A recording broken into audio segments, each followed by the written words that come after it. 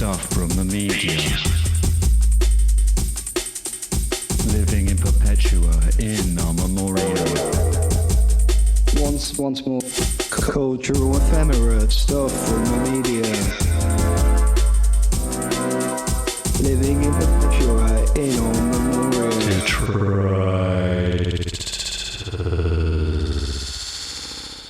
Hello and welcome to Detritus, the podcast that sifts through the debris of popular culture in order to explore, uncover, and maybe even reclaim that which is lost to the algorithmic rivers of time. I'm John Lovelace. This is Jack Savage. Hello. And to introduce this not particularly watertight concept, we will be petitioning each other for the first two episodes before inviting in a range of special guests to participate in the act of recollection. As Tony Soprano once said to Paulie Walnuts, remember when is the lowest form of conversation, to which we say, Tony, with all due respect, you got no fucking idea what it's like to remember something you saw on Facebook in 2009. Every recollection you make affects every facet of a podcast. It's too much to deal with almost, and in the end, you're completely alone with it all. I think if The Sopranos was produced today, there would be an episode in which Chrissy starts a podcast. Oh, would yeah, there not? definitely. Yeah, of course. Well, there's already like Instagram accounts that imagine, like, you know, modern day Sopranos. I think I've seen one that imagines like Chrissy starting a podcast. He'd do a few episodes. Maybe we will too. Do you think we get shut down by the family? Or do you think it would... No, Tony wouldn't like it, would he? Because he would find it just too gauche out there, you know. He didn't like him writing a screenplay. He definitely wouldn't like him having to generate enough content to do like a weekly podcast. But then maybe Tony would fight... I don't know, if he was made a guest, he might like the spotlight. I think Tony could be in any era, and I don't think he would adapt like a social media presence today. I mean, I know there's not that much left in the wake of the mob, but I don't know if they're doing much on socials. I think you'd be surprised. There's that guy, what's he called? Big Time Tommy. Surely he's... Big Time Tommy? He's this guy, he like rolls around in in sort of a dropped like Cadillac or something, and he blasts loads of like freestyle music, and he just shouts into his phone. Is he in Jersey or New York? He's definitely in like the Jersey. He's in like Queens or something. Okay. You know, the more rough end of New York, but... He's Stop clicking your pen. Sorry, I just That's what Tony would say to Chrissy. Yeah. Because of his addiction issues, he'd be clicking. Say it in his voice. You know, imagine if you... I can't do Tony. I can't do any of them, really. Imagine if you just giving this podcast a chance. You're like, yeah, it's a podcast, but it's two white blokes chatting about culture or whatever, and then literally the first conversation is, what if Tony Soprano and Christopher Soprano had a podcast? Yeah, sorry about that. It's fine. We got it out of the way. Well, yeah, I mean, we're walking straight into some manosphere cliche. To begin, first of many, I doubt. The Sopranos from like a contemporary media analysis stance. Yeah, I like that. You don't get that. I mean, it's such an unexamined piece of art, isn't it, The Sopranos? Yeah, you just barely see any. Write something about it. Yeah. We do need to talk about the what you're listening to, though. I mean, I think we should deal with the elephant in the room, which is who we are, why we've done this, and the audience that might be listening because you're a part of it. So I'm a writer and DJ, and you are a musician, and previously were the drummer in the relatively extremely popular indie electro band Friendly Fires. Yeah. I mean, I haven't really talked about it in the wider world, but yeah, I'm no longer a part of that. Yeah, so I guess that's it's an exclusive. Oh fuck! I'd forgotten that there was an exclusive element. Well, I mean, I don't want. I mean, yeah. You just felt like the time had come. I think so. Yeah. Podcast instead. Yeah, exactly. I did leave. I left the band in order to start when you this were podcast. playing. It's been in development for probably 2 years, as we both know. Yeah, but a lot of market research. Exactly. No, yeah, I just sort of felt like it was time to not be the drummer in a band that I started with some friends when I was about 15. Well, I'm your new friend now. Yeah, exactly. I mean, to be honest, I thought it would release me into allowing me to like flourish into the sort of person I was always meant to be, but sadly, I'm starting a podcast. So it's about what if Tony Soprano had a podcast. Exactly. Yeah, Your last gigs were in Japan supporting Pulp. Yeah, and Primal Scream. That was really cool, actually. I mean, Pulp mainly. Yeah, okay, fair enough. Yeah, I love you, Bobby. Yeah, that was about this time last year. I think that was the only gig in the diary for quite a long time. And I think I'd sort of thought like maybe that'd be the last one for me personally. Well, I mean, if we can make your experience in a band about me, Which it is, which it always was. which it always is and was, you know, it's quite, I wouldn't say it's surreal to be here with you, but I remember in my first or second year of uni, luring down some people in my halls to go and see this band I liked.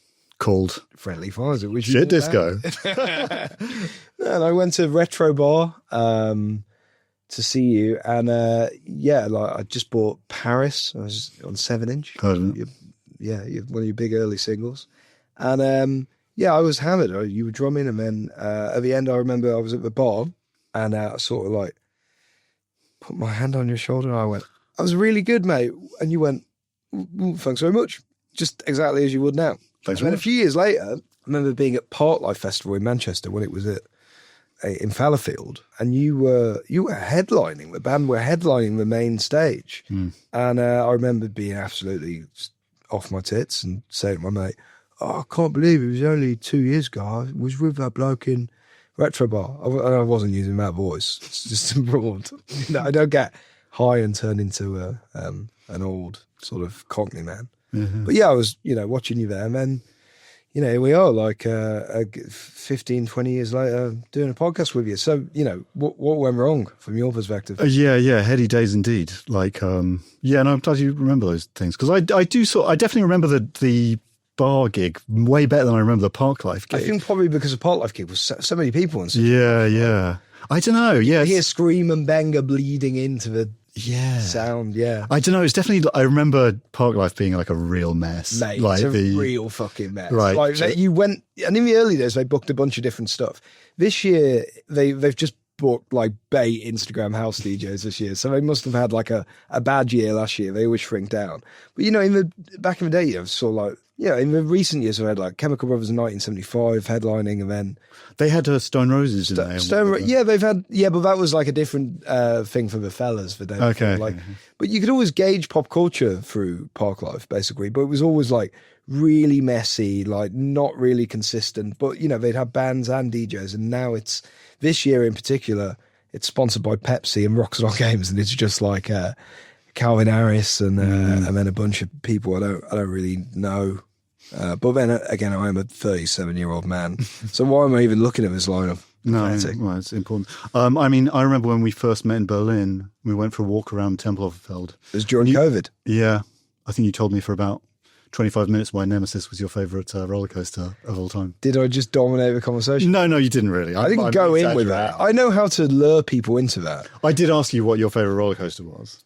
How did roller coasters come up? I think you said that you were doing a book. As if that's a shock. As if anyone who knows me, well, how did that come up? No, right. I was working on a book at the time, but I suppose technically I'm still working on very slowly, which is about my, I guess, longest form obsession, which is with roller coasters and theme parks, which will incidentally occur later on in the podcast, actually. It's in our notes, isn't it? Well, yeah, you are, I wrote it down. You are a rollerlogical coastographer. Wow, that's nice. It's good, that's like a sweet joke. It's good fun. Yeah, that's good. That's nice. Thanks very much. I wrote that down today. More like that, please. Yeah, no worries. Yeah. But yeah, the subject of our first, if I may link, the subject of our first, or hang on, how do I fucking work this?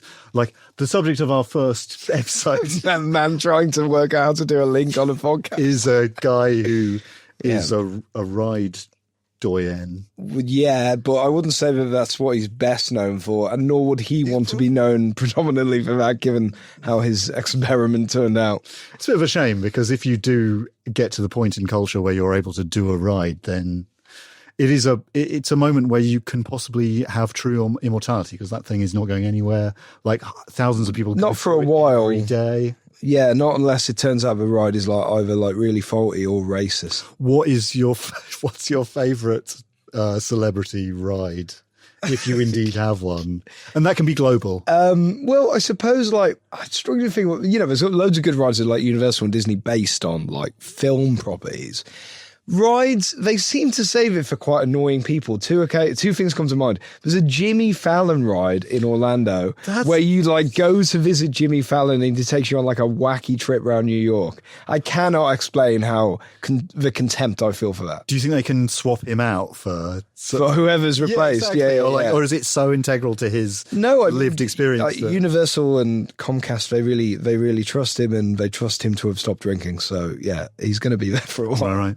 And the other is that currently, if you go to Dubai, you can visit Beastland, which is Mr. Beast's theme park. Oh, God. Which is mainly a collection of UK travelling rides rented out by Mr. Beast with banners put on them.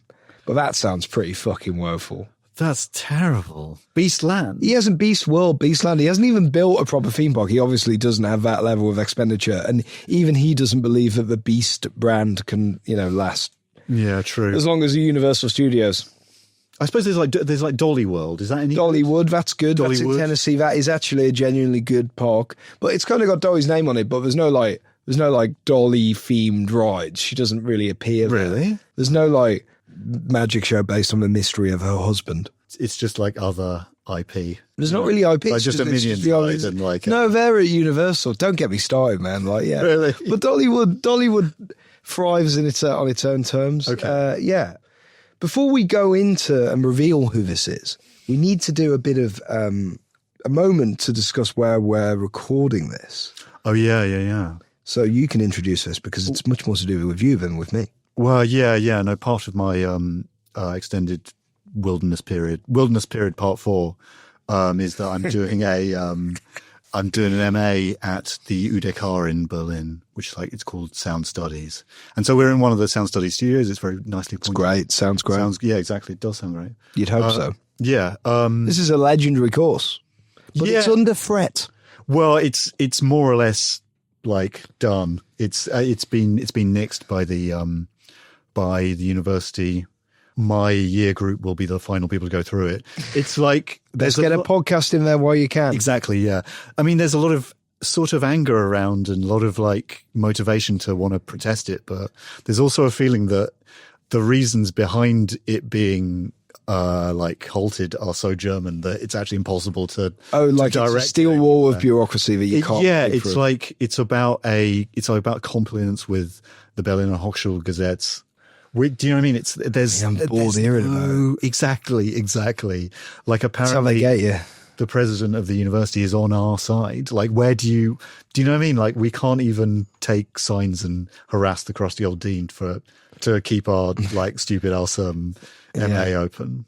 And we should explain that it's in basically sonic experimentation. Yeah, somewhat. I suppose it's somewhere, but it's sound and kind of installation art, but also there's a lot of philosophy knocking around. To be honest, that's my favorite. I was the only person to turn up to a lecture today. Oh my, you nerd! Yeah, I know. And so it was a really amazing one. There's one guy lecturing at you. One lady called Sabina. Okay, I shouldn't have assumed it was a guy. Exactly. But yeah, we had a good old chinwag about Deleuze, Adorno. It was banging. She turned it into a conversation. You didn't just listen. I would not say that, but it was nice. I was very glad that she went through the motions of doing the lecture when it was only one person. She's getting paid. Yeah, I don't know. It did end on a slightly bittersweet note because I was asking her how it was going with the. That's great. It sounds like a kind of one-act play or an early Richard Linklater film or something. It was good. It was great. I think, Sabina Zanio is my favourite lecturer, and it was nice to have a shout outs. Maybe if we carry on with come on. This is maybe getting into the weeds a bit. I just wanted to explain that it's like a historical course where. I was hoping that you'd say there was going to be some petition people could sign or a rally. Oh, yeah. Seems like it's done, really. So Sorry, fuck no. Fuck it. You're That's right. If you just want us to move on, you don't want this course to continue, fine. If you're happy with, being one of the last lot to do this, because presumably you think nobody can do any better. I mean, by the sounds of the attendance, it does sound like... I'm going to... No wonder the president, he's looking at the figures and he's saying... allow me to just go back on everything I said. Yeah. We need to fight for the presence absolutely. of Sonic Arts in this city, because this city's turning a complete fucking shit show, and it's because of the lack of Sonic Arts. And Some Sonic Arts for you. but like, no, it is very sad, and there is a petition we can sign, and I will share it in the thing. I had the embarrassing thing of going to a bureaucratic university meeting the other week, and one of the professors was like, I've got all these signs. You've got it, 5 of you. Can you grab a sign so we can go into this meeting with signs? And I was like, yeah, sure. And it turned out that I was the only one carrying a sign in the whole room. So I had this. Well, you were the like, down with the carts by like this massive bureaucracy. And it was just you. Yeah, that was a little bit. Did that end up like broadcast on regional television? No, but I did feel a bit silly. Also, it was just all in very, very heavy bureaucratic German, and I couldn't. And you were just waving your sign around. Well, it's the thought that counts, really. Yeah. Well, I've never felt more demotivated to save anything after that. Yeah, exactly. Yeah, that's my effect. We'll always have the memories of. Well, I'm continuing to have a great education. I've really enjoyed the 40 minutes I've been here. Yeah, exactly. Yeah. The bathroom's very clean. Lift was efficient. Yeah. It's quite a big lift, room for 27 people. Let's do the podcast. Yes.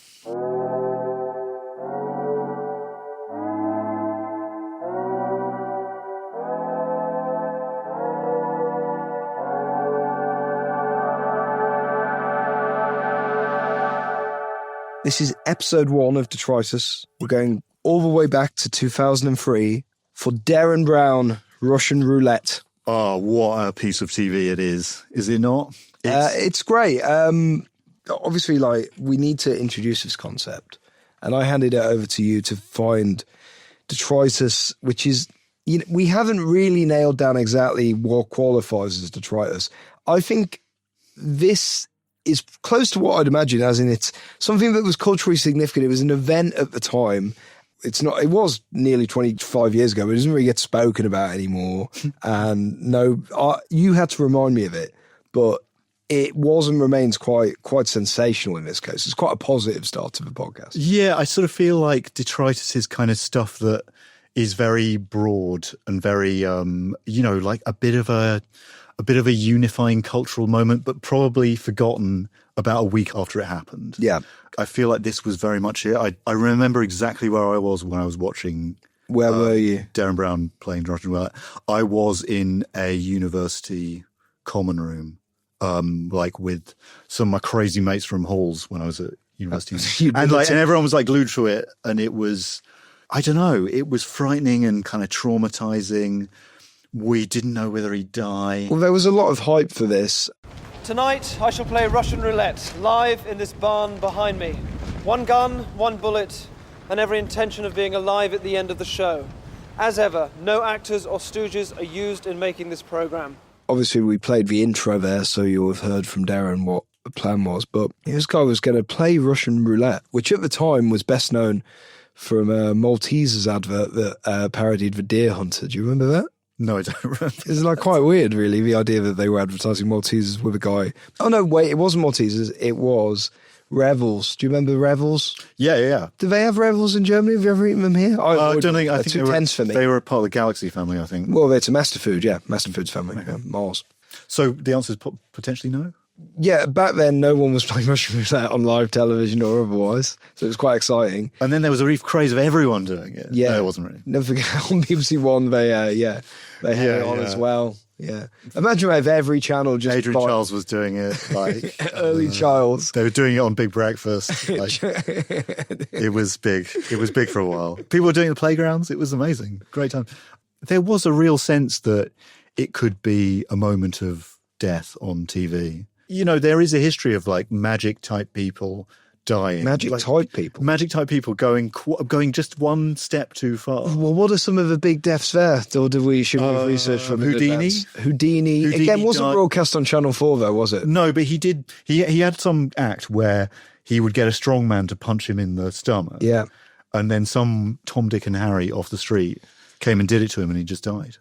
So he hadn't anticipated how strong they were going to be. Exactly, yeah. Mm. So he'd kind of made a little deathbed for himself there, so to speak.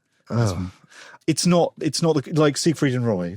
That guy died of his. He did again, heart. not broadcast, but he did die in front. I think that was in front of an audience in Vegas. That's wasn't very it? shocking and sad. Yeah, I mean, but Tommy again, Cooper. he's winding up. Tommy Cooper again died of a heart attack, and that was on television. Yeah. And they drew the curtain, and Les Dennis had to go on after him.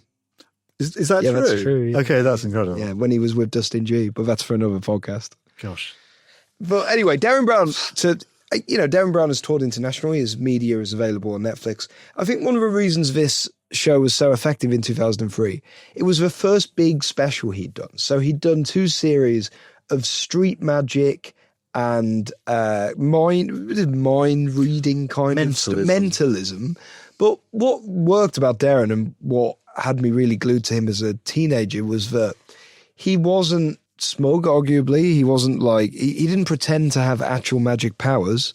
He made the pursuit of mentalism seem authentic, and like he had a good touch with the public. And so you'd come to trust him over a couple of seasons of his TV show, which was called, well, we really should have written this one down. I don't know. No, that's Chris Angel.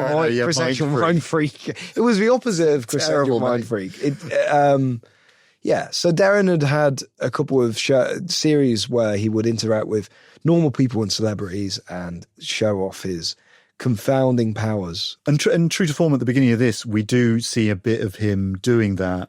It starts with this kind of thing where he's just like doing this kind of cup and ball. He's doing a cup and ball trick in a market in London. Yeah, like really charming everyone. A Royal Mail worker. Yeah, is drawn to Derren, and he has him do the cups and balls. Just don't tell me which ball that. And the bloke does it, and Derren looks away. And as we were watching this on Sunday, you went, he's looking in the reflection in the shop, and I was like, no, he isn't. Well, to be fair, they never actually turn the. Well, this is the thing about television magic, because you don't know how much is being kept from you. But that's another thing that Derren did. He seemed to create an atmosphere and a structure of trust compared to some of the other magicians. You're right. He does love his public. And I think that's kind of the theme of the show in general, because he has this sort of like warm symbiosis with normal people. He kind of needs them for his thing to work. And and I think, as we'll see, like at the end, it takes this sort of like, like the appealing to this kind of innocence of one member of the general public to actually stop him from blasting himself in the head with a gun. Yeah, I mean, it's very much him becoming symbiotic with the public, and it's about trust. Exactly, you're absolutely right. And when you think about the magicians in popular culture or the public consciousness that Derren was following here, let's go through them. We had Paul Daniels. Generally is, considered one of the biggest cunts in British light entertainment, in a real gallery of cunts. He died doing magic. Yeah, did he? Yeah, he choked on a dove that he was trying to have removed from his mouth. That's not the live true. dove. Yeah, Paul Daniels. no, it didn't really. No, Yeah, you got me good there. yeah, no. Savage, warm, loveless still. Fantastic. But yeah, I mean, He's cooking. are there current? Well, there was- magicians? There was Dynamo in the years after this. There were, magic. I imagine he is big on TikTok or whatever, because little card tricks and stuff. There was Jerry Sadowitz, who of course is one of the best close-up magicians in the world, and was the person who discovered Derren.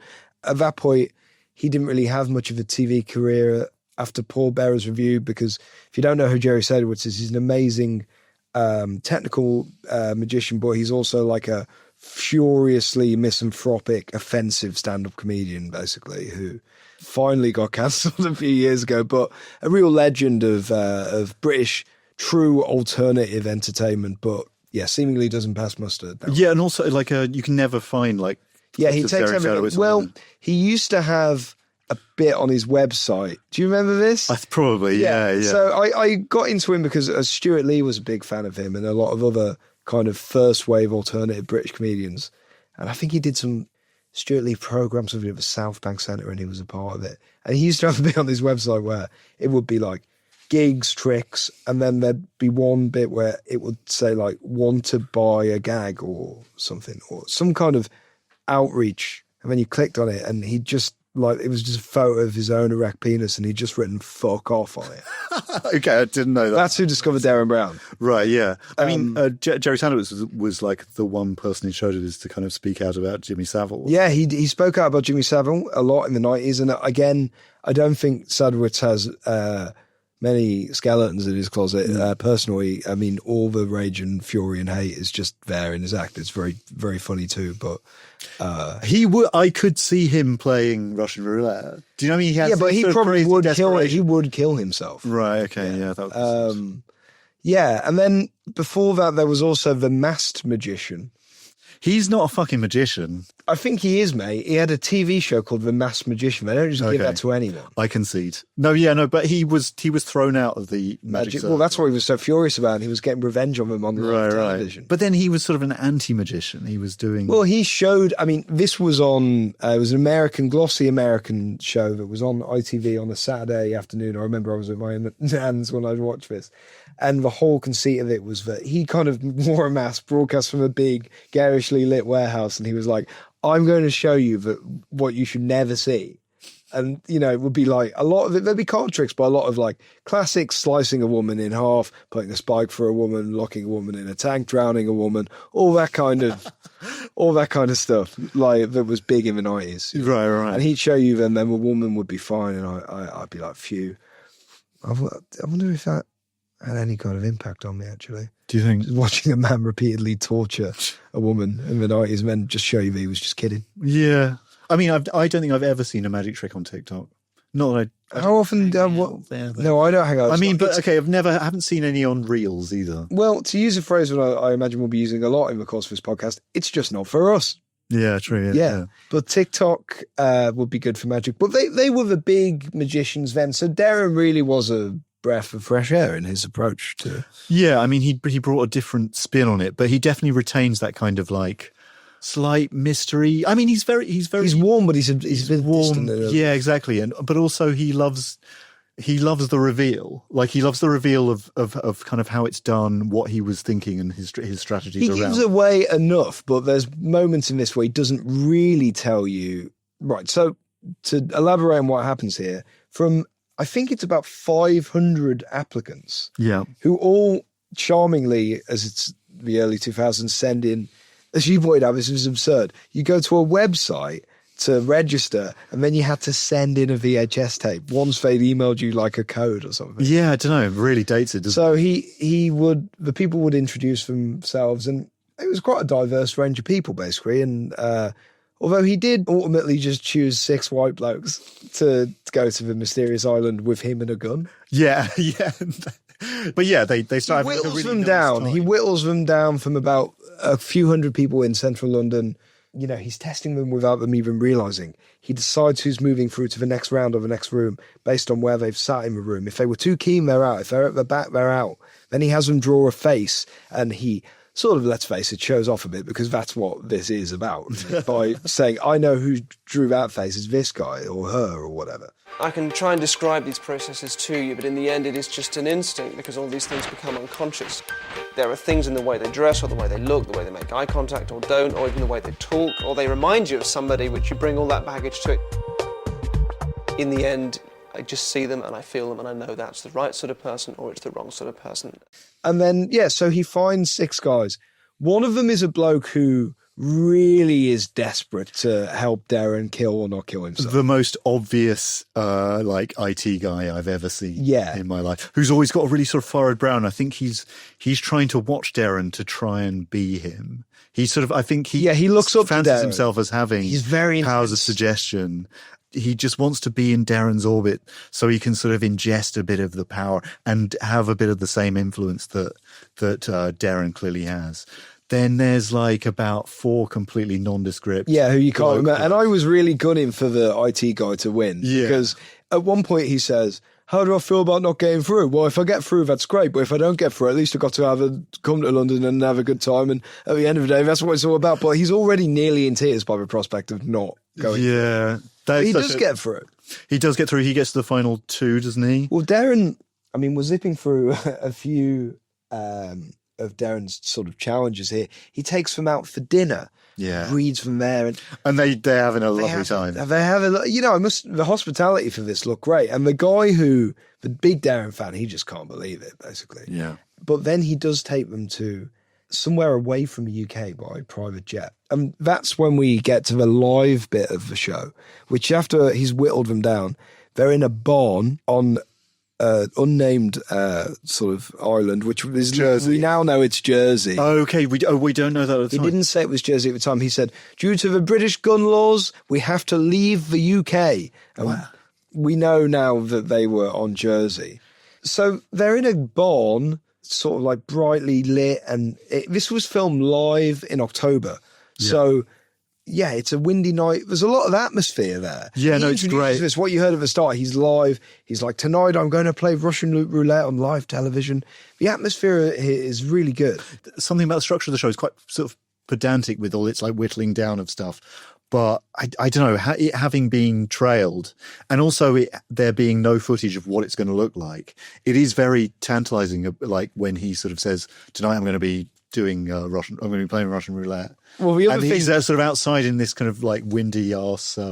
Yeah, and it feels like it feels like you're being let in to see something you shouldn't be able to see. Yeah, yeah. And 3.5 million people watched this or something. So, yeah, I guess that's the other thing that's appealing to men of our age. It was kind of like a communal event. What do they call it? A monocultural experience. Yeah, it was. Although, let's face it, most people were probably watching Have I Got News for You on the other side. Or it was a Sunday night, so it would have been. Was it a Sunday? Yeah, I'm certain of it. Oh, okay. I thought it was a Friday. Sunday night, about 9 p.m. People would have been watching Heartbeat on the other side, or The Royal. Or I don't know, maybe Top Gear or something. Gear or something, yeah. But the real heads, people who like to live on the edge like yourself. I think it'd be a shame if Top Gear got more ratings than this. I'd definitely watch an episode of Top Gear where anyone who's ever hosted it tried not to shoot themselves in the head with it. Yeah. They should have, the Hammond episode where he crashed the car. Yeah. I mean, That's the closest they ever came. I don't think I've seen that. No, they never broadcast it. Yeah, I don't know. Yeah. Anyway, so the other thing that we should mention is that Derren brings us to meet an armourer. Yeah, yeah. Which in what is the kind of silliest bit of the show, where like the armourer shows them how to load a gun, and these are just like 5 nondescript, completely unforgettable British blokes, all wearing what we described at the time as like Burton wear. Like they all look like they've just been to Burton or Top Man, basically. Yeah, like there's so many. I feel like or at FC UK. least one of them has like a t-shirt with a Union Jack on it. Yeah, one of them does. And like that was just fine. That was fine back then because we were the end of history. It was fine, yeah. Yeah. And one of them had an FC UK shirt on, and it reminded me of when I was a teenager. I went past FC UK and I saw that they sold a shirt that said FC UK, sale, sale, sale. Right. And at the time I was like, I think that's the smartest thing I've ever seen. Right. People would be in hysterics if I wore that shirt. But with my lack of pocket money and the fact that I wasn't applicable for government youth funding, I couldn't afford to buy it. Right, that's a real shame. That's probably for the best in retrospect. But.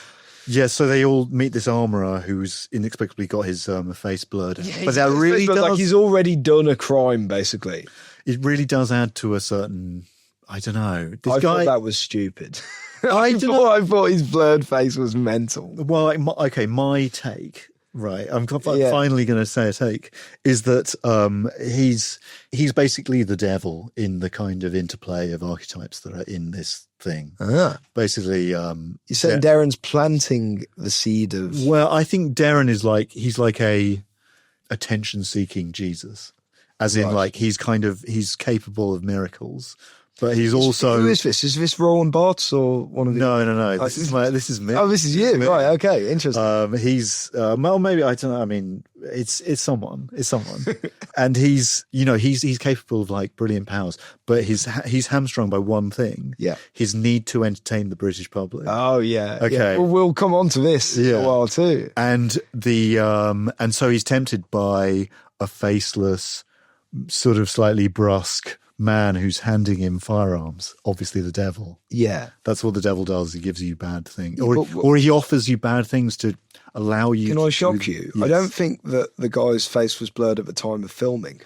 Okay. Oh, right. Okay. post-production What thing. it's to blur out the little beard and the horns and like the sort of red, If the that red was the devil, colouring. if that was the devil, at least one of those 5 lads would have been like, "Sorry, is that the devil? Why is he here? And why has he got a gun?" They might have edited it out. They probably did say that. Interesting.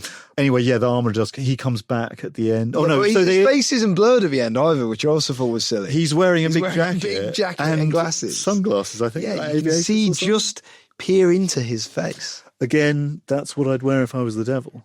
And it's his job to, show him how to load the gun, but it's him who also shoots before the Russian roulette begins. He shoots to say, "Look, I'm a real armourer, and this is a real fucking gun, and this is actually fucking happening." Yeah. And then it cuts to a break, and you strap in at that point. Then the 5 blokes are in the barn, but Derren, in a strange bit of mise-en-scène, has them in their own individual stables, like their horses. Yeah, it's good that. It's good that.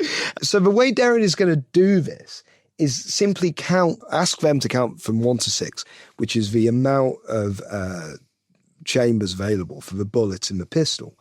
Bloody like it's Clint Eastwood here. Yeah, he's going to ask them to count 1 to 6, and the idea is that he's got to know them so well in this process that he will simply be able to deduce which chamber does or doesn't contain a bullet. James, I'm going to ask you in a moment to count from 1 to 6. I'm only going to ask you to do this once. You need to count clearly and slowly and loudly so I can hear you. From 1 to 6. Listen, very important as you count, don't give me any clues. Don't try and help me. If you try and help me, James, it will confuse me. And it's really important I'm not confused. Does that make sense? Yes, yeah, it does. All right. When I say go, just take a little while. Just take a moment just to take a breath and relax. And then count from 1 to 6. Loudly, clearly, and slowly. And take a breath first. Go.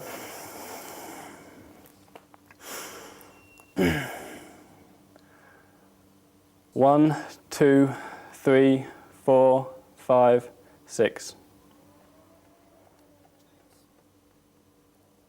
Okay, thank you. Exactly, and he needs to find the most kind of innocent, suggestive, maybe not suggestible, like the person who's going to give the game away immediately. So he has them do 1, 2, 3, 4, 5, 6. And, on paper, this is just like the most banal thing you can imagine. It's like a magician in a barn with 5, 30-something white British blokes just repeating numbers. But you're really on the edge of your seat. Or I found when we watched it again every weekend. I think it speaks to his like stagecraft a lot. His stagecraft is fantastic. It always has been. And this is what I think the really early example of him just like nailing that and moving beyond just like a funny, weird street guy and, doing spectacle in a way. And Completely.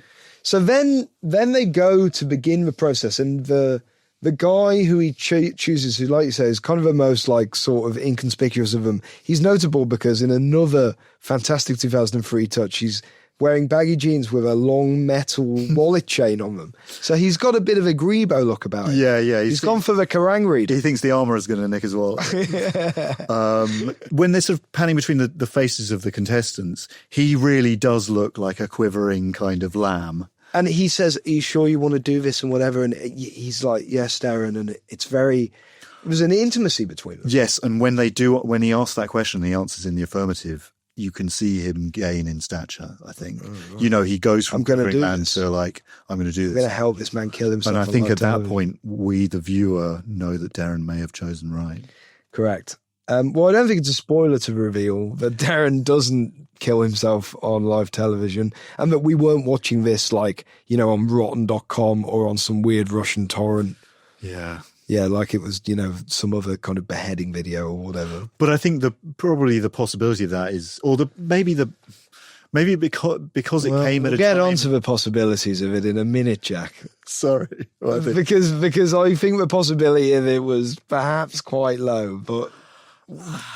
No, I know what I was going to say is this, that as it came at a time of probably 2003, probably quite a high point in like internet gore. Oh yeah, internet gore was huge. Then people were like, would just get on MSN Messenger and send you like Ken Bigley being beheaded after school. Right. At least they did at my school.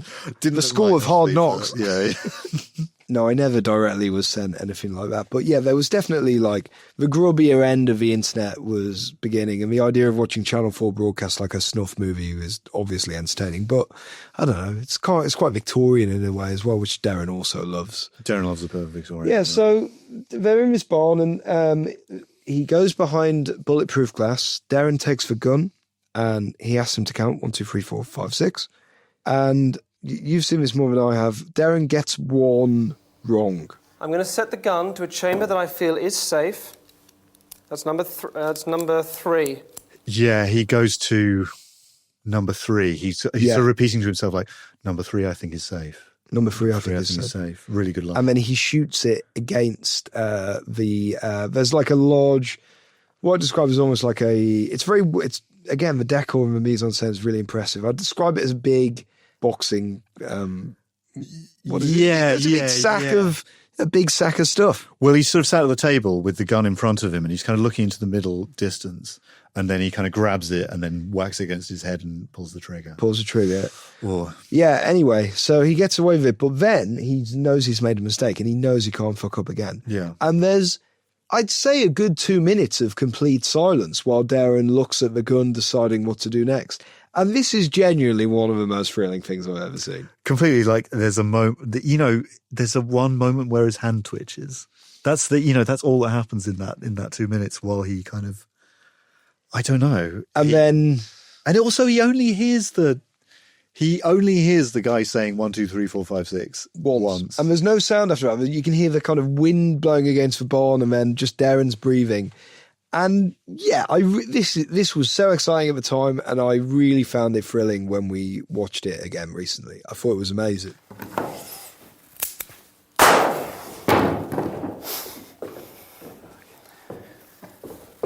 Derren identifies where the bullets are, shoots in, it's fine, and then he immediately puts the guns down, stands up, calls over the lad whose name we really James or Jamie comes around.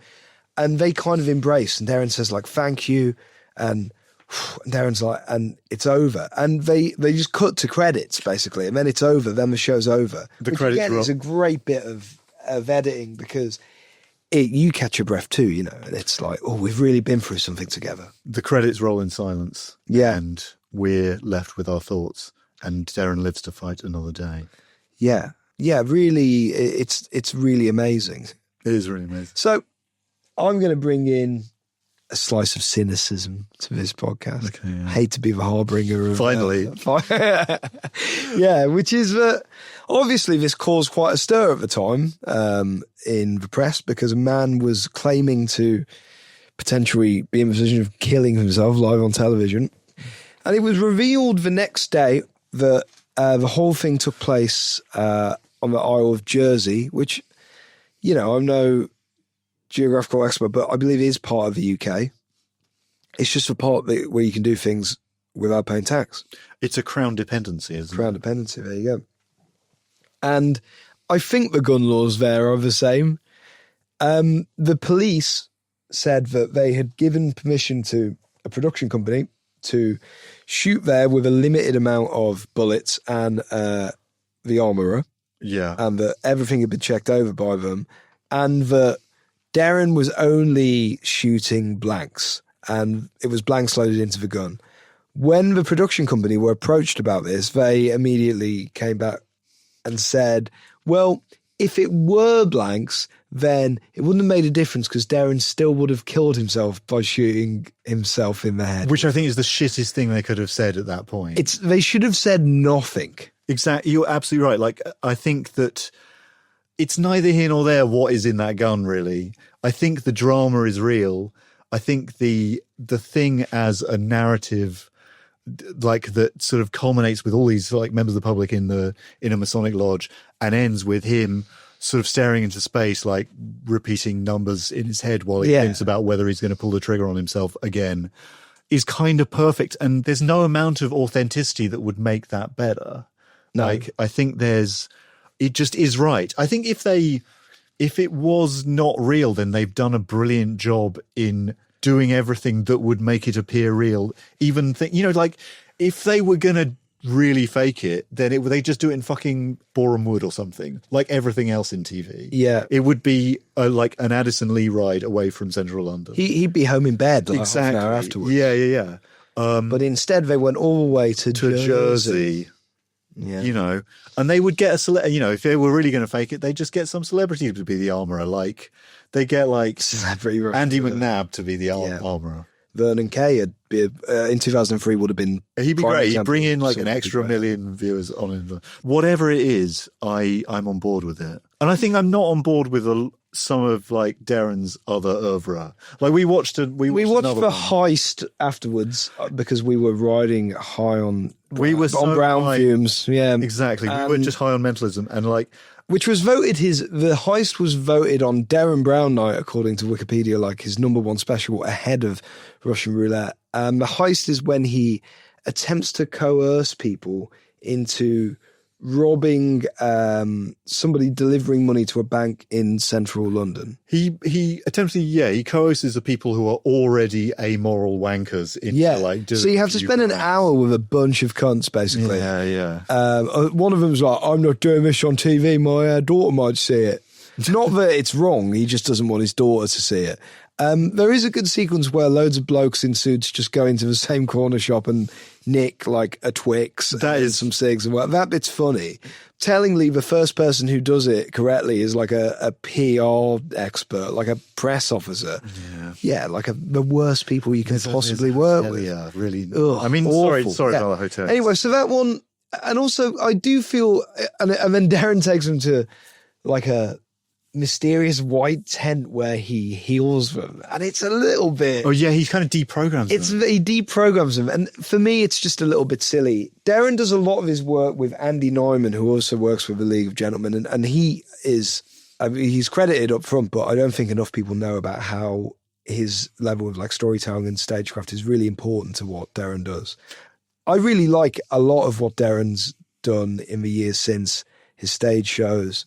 But I don't think anything he did on TV had the sheer thrill of this, and nor did it have the rawness. Everything after that became, by 2008, 2009, he was like faking a zombie apocalypse to teach some like bloke on the spectrum how to like stand up for himself in the office. It was just like... Right, yeah, I do very remember. It's just a bit... Good. It feels a bit inessential. And he did like a guessing the lottery numbers thing, which I think, and that was very transparently. Well, didn't he then say it was fake, like straight up? He didn't even have a air rifle excuse. He just lied. Yeah.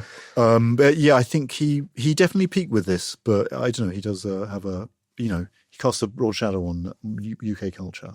Yeah. I do notice that you've been like surreptitiously rubbing your leg just like they do in the heist episode. Yeah. So you need deprogramming. Don't rejoin my band. Keep doing the podcast with me. Exactly. Yeah. So that was a good gag. We should keep it in. So I should talk about when I interviewed Derren. Tell us about when you met Derren Brown, John. Well, I met Derren, perhaps past his peak in like culture. I will say that Derren's just kept touring. He's a touring illusionist and is kind of I don't know if he's a national treasure nor would he want to be, but he's, still a presence, if you will. It's not like he did anything fucking like unforgivably shit. No, I mean, I think he's a really likable guy. Yeah. I'd love to be mates with Derren Brown. He also wrote about stoicism. Which again is almost like a very benign philosophy compared to like what, a lot of... Well, there's a cultish element that has formed around him. I was deep on Reddit. Okay. Reading Derren Brown subreddits and such, preparing for this, reviews of his recent tour, and you realise that some people have been going to see him for a long time and are really devoted to his craft. Right. And yet I don't think he's ever exploited that in a cultish manner. So I like that about him. No, like as you said at the beginning, he does have a warm. He's symbiotic with his fans and his public and his sort of. They're never stooges. Well, when I met Derren, right. I interviewed Derren. Did he hypnotise you? And you were pretending to be? I think I'm only just coming out into this nightmare. He was exactly like Derren Brown as well. Like his cadence, his warmth but slight remove. But the thing to note about when I met Derren Brown is I'd been out the night before and I was fucking in a bad way. Right, okay. It was at a hotel in Southend-on-Sea, and I'd been to XOYO in London the night before. Big time. Yeah, I'd indulged myself, I think. I remember I was staying with a friend who was having like a really bad like mental sort of episode, but not the good kind that Derren likes. I mean, the bad kind, but this was 2015, and I had less tools to deal with that. So it was a bit of a mad evening, and then I got up early to go to Southend because he'd been performing in Southend the night before. And the reason I interviewed him, to bring it right back to the obsessions touched on at the start of the podcast, was because he was the man behind Derren Brown's Ghost Train at Fort Park. Right. So Derren Brown's Ghost Train opened at Fort Park in 2016 and was, an extension of the Derren Brown IP or brand, really. And I remember when he was rumored to be like the intellectual property behind this mysterious new dark ride they were building in Fort Park.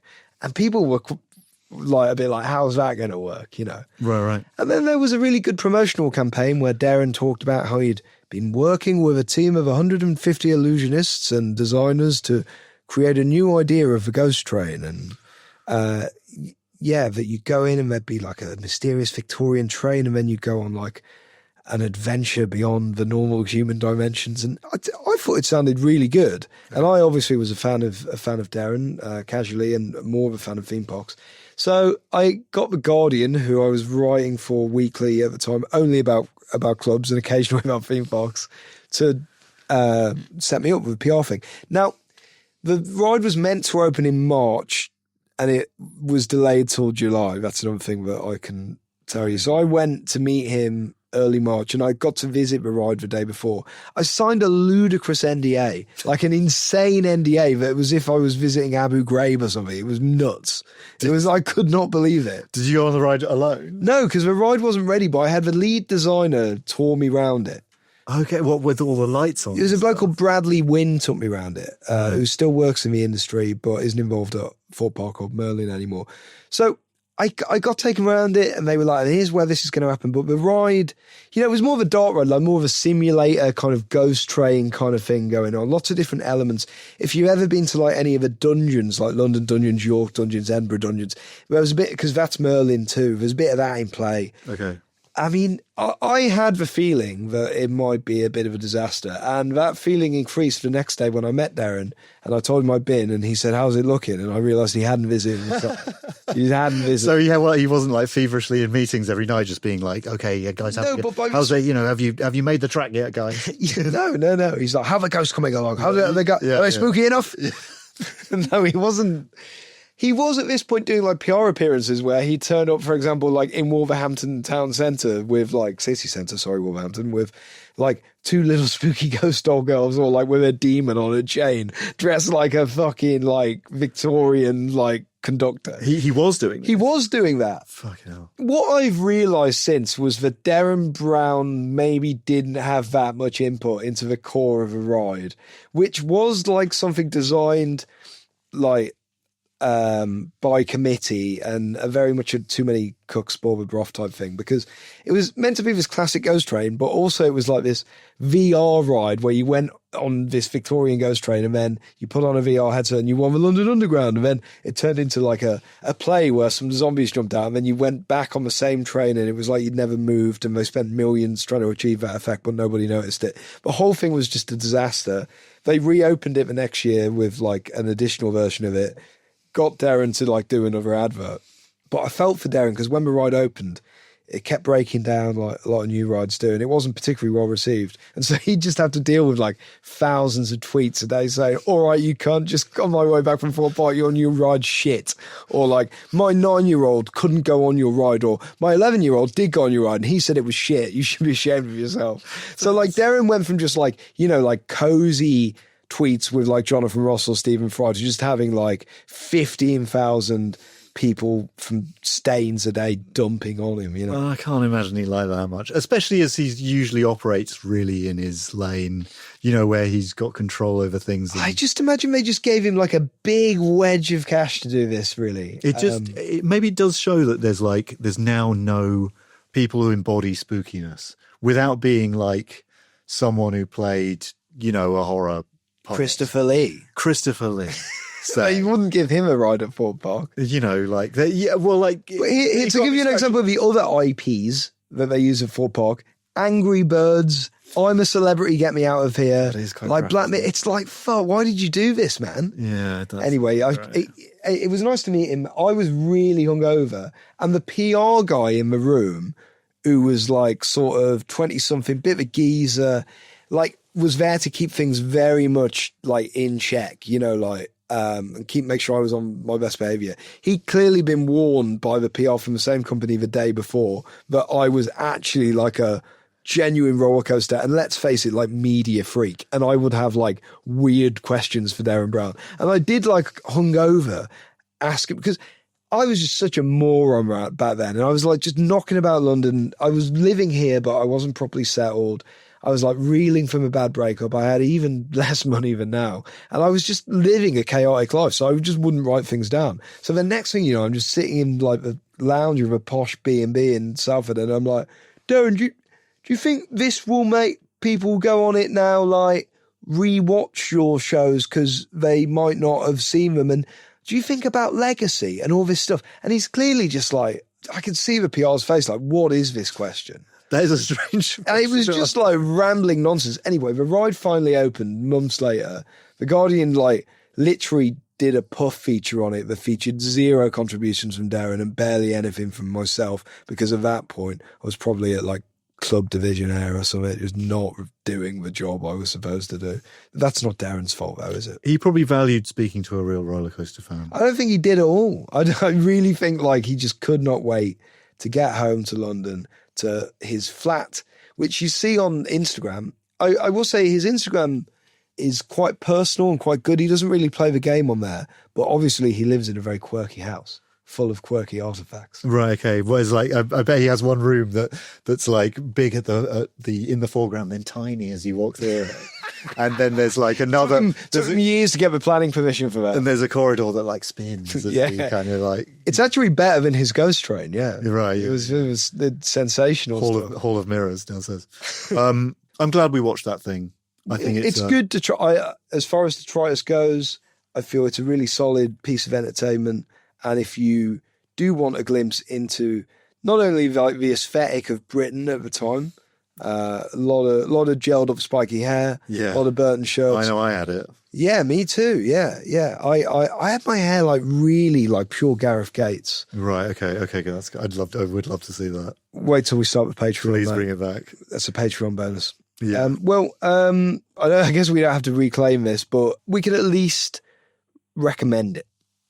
I would recommend it to anyone who's looking for a bit of escapism in their lives, and I think it's one bit of. I forgot the world for an hour, and Lord knows we need escapism right now, don't we? Tell me, yeah. And on that note, thanks for listening to Detritus. I've been John Loveless. Jack. Bye.